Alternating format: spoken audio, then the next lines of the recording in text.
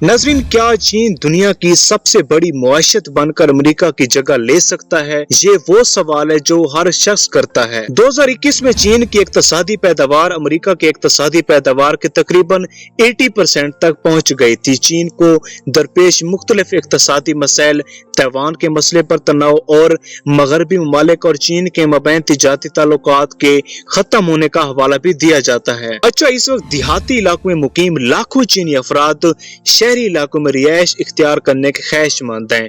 चीन में इस वक्त अर्बनाइजेशन की शरह 65% है। अगर ये मुस्तकबिल में 80% हो जाती है तो इसका मतलब 200 से 300 मिलियन मजीद अफराद शहरों में मुंतकिल होंगे, जो इक्तसादी तरक्की का सबब बनेगा।